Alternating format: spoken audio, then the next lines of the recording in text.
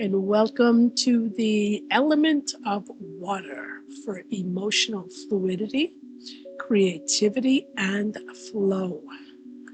The water element in polarity therapy governs emotional expression, creativity, sensuality, and the ability to flow through life's changes.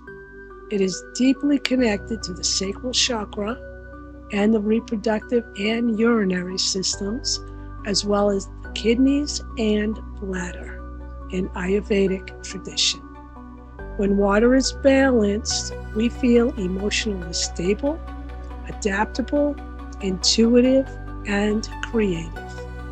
When it's imbalanced, we may feel overly emotional, stagnant, fearful, or disconnected from our desires and passions.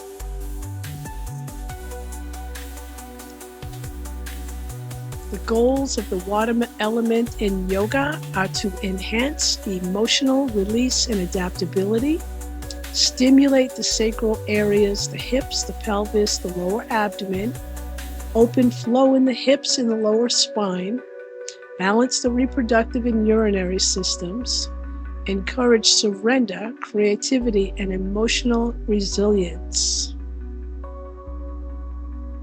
A heart opening squat. We're going to stand in a wide squat, arms in prayer or raised. Gently flow the arms like waves. Strengthening the pelvic floor while increasing fluid movement through the hips and the chest. Inhale as your arms go up and exhale as they go down. If you're going side to side, just continue to inhale and exhale.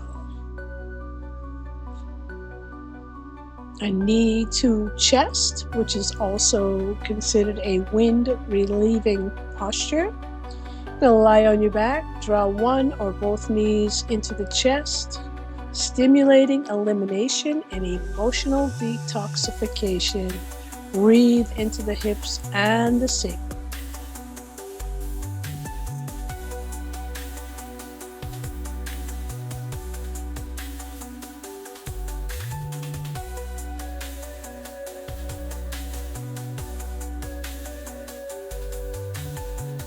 Pelvic circles. This can be done sitting or standing. This is a gentle movement to release tension from the hips, the lower back, and the sacrum, restoring flow, freedom, and grounded presence.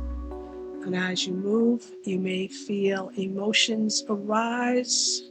Just let them. This is part of healing. You're creating space in the body for something new.